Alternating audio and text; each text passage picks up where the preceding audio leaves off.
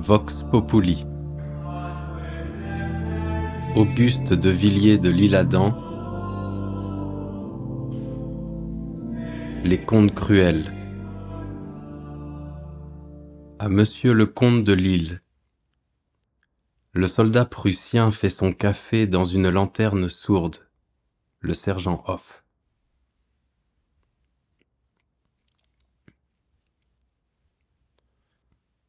Grande revue aux Champs-Élysées ce jour-là. Voici 12 ans de subis depuis cette vision. Un soleil d'été brisait ses longues flèches d'or sur les toits et les dômes de la vieille capitale.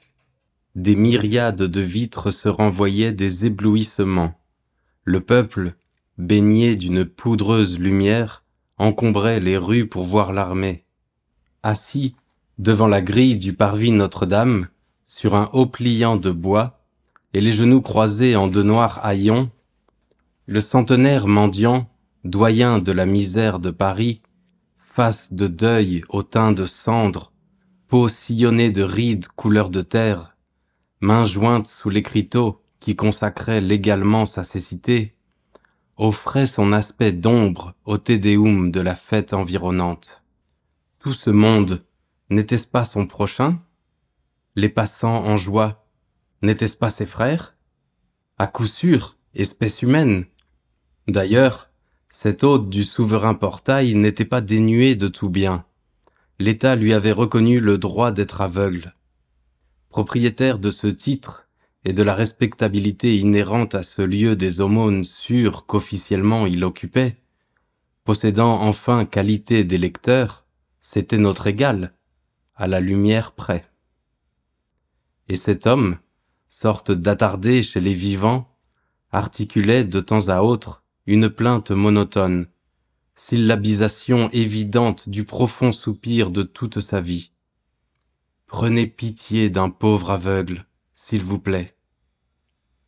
Autour de lui, sous les puissantes vibrations tombées du beffroi, dehors, là-bas, au-delà du mur de ses yeux, des piétinements de cavalerie et, par éclat, des sonneries au camp, des acclamations mêlées aux salves des invalides, aux cris fiers des commandements, des bruissements d'acier, des tonnerres de tambours scandant des défilés interminables d'infanterie, toute une rumeur de gloire lui arrivait. Son ouïe suraiguë percevait jusqu'à des flottements d'étendards aux lourdes franges frôlant des cuirasses. Dans l'entendement du vieux captif de l'obscurité, 1000 éclairs de sensations, pressenties et indistinctes s'évoquaient.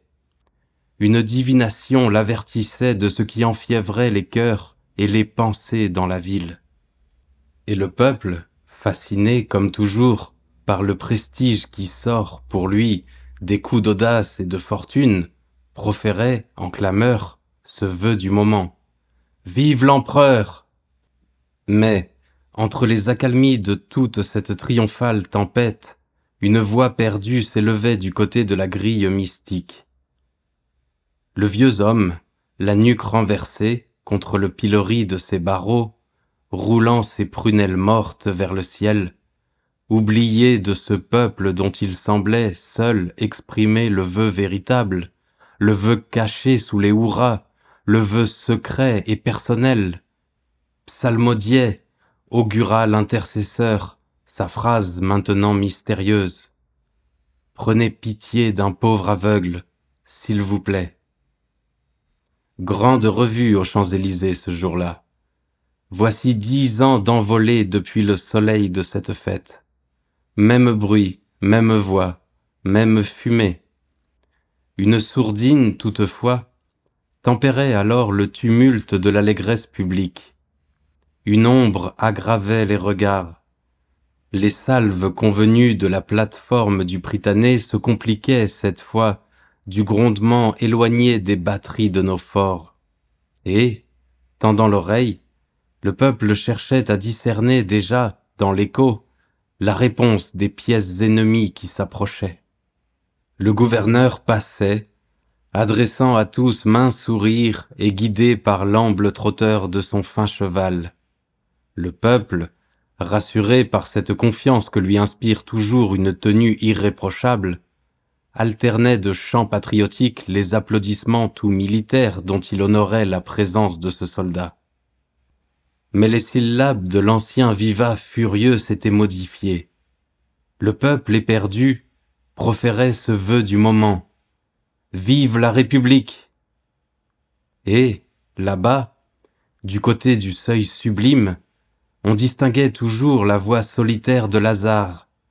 Le diseur de l'arrière-pensée populaire ne modifiait pas, lui, la rigidité de sa fixe complainte.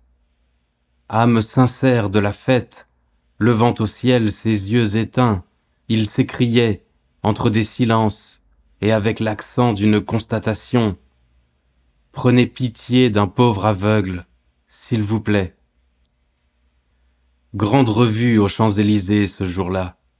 Voici 9 ans de supporter depuis ce soleil trouble. Oh, même rumeur, même fracas d'armes, même hennissement, plus assourdi encore toutefois que l'année précédente, criard pourtant. Vive la Commune, clamait le peuple au vent qui passe. Et la voix du séculaire élu de l'infortune redisait toujours, là-bas, au seuil sacré, son refrain rectificateur de l'unique pensée de ce peuple. Hochant la tête vers le ciel, il gémissait dans l'ombre. « Prenez pitié d'un pauvre aveugle, s'il vous plaît. » Et, 2 lunes plus tard, alors qu'aux dernières vibrations du tocsin, le généralissime des forces régulières de l'État passait en revue ses 200 000 fusils, hélas, encore fumant de la triste guerre civile, le peuple, terrifié, criait, en regardant brûler au loin les édifices, « Vive le maréchal !» Là-bas, du côté de la salubre enceinte, l'immuable voix, la voix du vétéran de l'humaine misère, répétait sa machinalement douloureuse et impitoyable obsécration.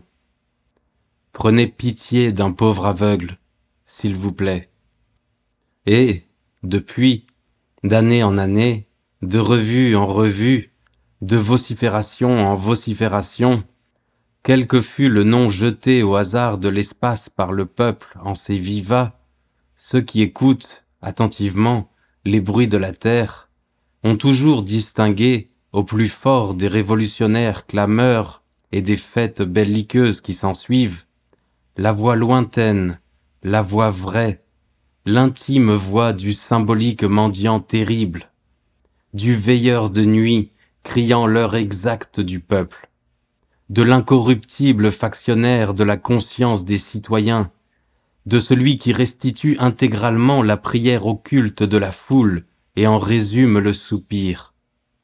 Pontife inflexible de la fraternité, ce titulaire autorisé de la cécité physique n'a jamais cessé d'implorer, en médiateur conscient, la charité divine pour ses frères de l'intelligence.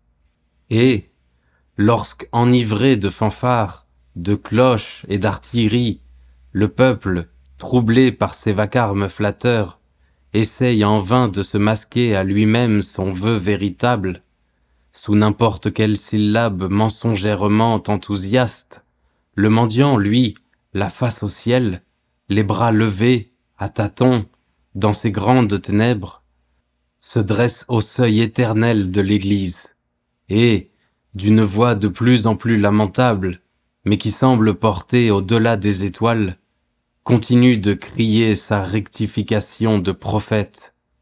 Prenez pitié d'un pauvre aveugle, s'il vous plaît.